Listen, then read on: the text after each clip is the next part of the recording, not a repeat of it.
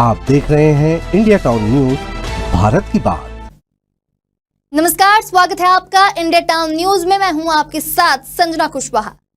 छत्तीसगढ़ में कांग्रेस के हालात कुछ ठीक नजर नहीं आ रहे। पहले तो उन्हें नगरीय निकाय में हार का सामना करना पड़ा, फिर प्रदेश अध्यक्ष दीपक बैज को हटाने की मांग उठी, फिर कांग्रेस के राजीव भवन निर्माण को लेकर ईडी की कार्रवाई पर सियासी घमासान मचा। इतना ही नहीं, प्रदेश कांग्रेस अध्यक्ष दीपक बैज ने आरोप लगाया कि 24 घंटों से उनके घर की रेकी की जा रही, जहां रायपुर में दंतेवाड़ा पुलिस इंस्पेक्टर और 3 पुलिसकर्मी रेकी करते हुए देखे गए। यानी कि कुल मिलाकर कांग्रेस में कुछ भी ठीक नहीं चल रहा। तो इसी बीच दीपक बैज ने दिल्ली जाने की बात कही, जहां वे कांग्रेस आलाकमान से मुलाकात कर कई महत्वपूर्ण मुद्दों पर चर्चा करें। इसमें ईडी की कार्रवाई, कथित जासूसी और नगरीय निकाय चुनाव की विस्तृत रिपोर्ट शामिल है। इसके अलावा वे प्रदेश प्रभारी सचिन पायलट और पार्टी के अन्य वरिष्ठ नेताओं से भी मिलेंगे। देखिए हमारी खास रिपोर्ट सिर्फ हमारे साथ।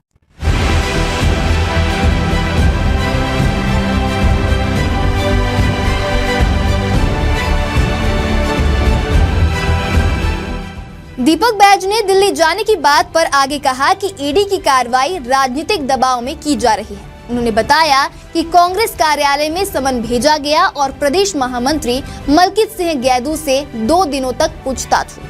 पहले दिन कांग्रेस भवन निर्माण से संबंधित जानकारी मांगी गई, लेकिन अगले दिन कांग्रेस के विरोध प्रदर्शन के बाद अधिकारियों ने कुछ सवाल हटा दिए। बैज का आरोप है कि यह कार्रवाई सरकार के इशारे पर कांग्रेस को दबाने के लिए की जा रही है।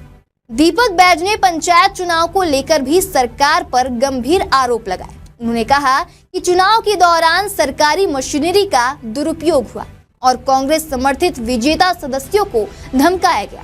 इन सभी मामलों की जानकारी कांग्रेस हाईकमान को दी जाएगी ताकि आगे की रणनीति तय की जा सके। बैज का कहना है कि भाजपा लोकतांत्रिक संस्थाओं का दुरुपयोग कर रही है और विपक्ष की आवाज दबाने की कोशिश कर रही है।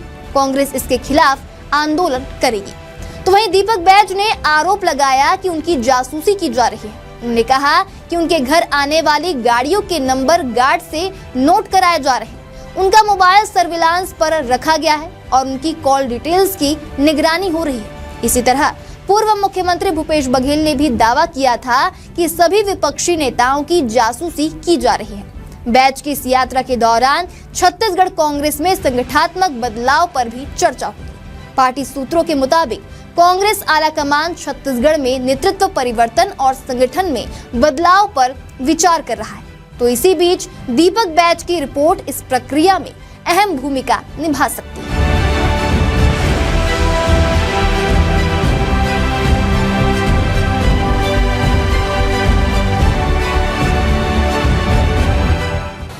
कौन कौन सी गाड़ियां आ रही है मेरे से मिलने, कहाँ की गाड़ी आ रही है, कौन से जिले की पासिंग नंबर आ रही है, वो नोट कर उनको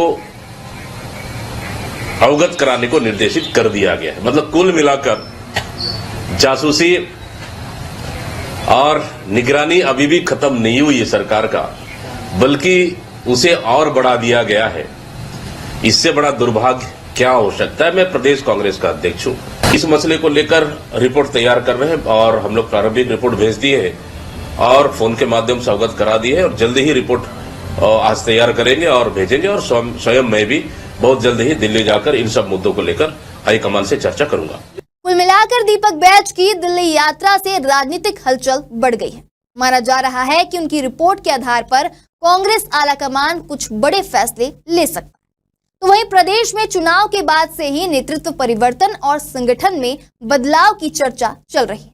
अब देखना होगा कि इस मुलाकात के बाद छत्तीसगढ़ कांग्रेस में क्या बदलाव।